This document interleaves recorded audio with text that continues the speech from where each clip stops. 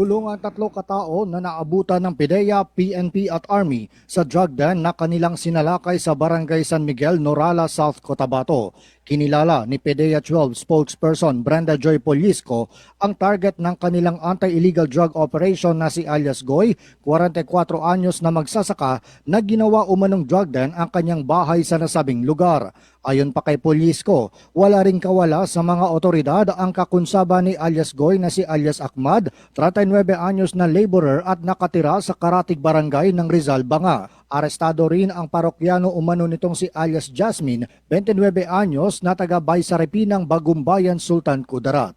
Ayon pa kay Polisco, nakumpiska nila sa mga sospek ang 13 gramo ng suspected shabu na nagkakahalaga ng higit 66,000 pesos at drug paraphernalia. Kami gapadayon ni pangampanya nga dili mo magmalit, dili magamit amo ang mga joint allied elements sa PDEA ug sa PNP gapadayon mi og monitor sa mga illegal drug activities. Si PDEA 12 spokesperson Brenda Joy Polisco. Samantala, arestado rin sa search warrant operation ng PNP ang isang drug suspect sa Banga, South Cotabato. Kinilala ng Banga PNP ang suspect na si alias Robert, 49 anyos. Siya ayon sa pulisya ay nakumpiskahan ng 3 mga sachet ng suspected shabu na nagkakahalaga ng higit 108,000 pesos. Nakumpiska rin ng mga pulis sa kanya ang isang 12-gauge shotgun, magazine at 6 na mga bala ng nasabing armas. Inihahanda na ng PNP ang kaukulang mga kaso sa sospek.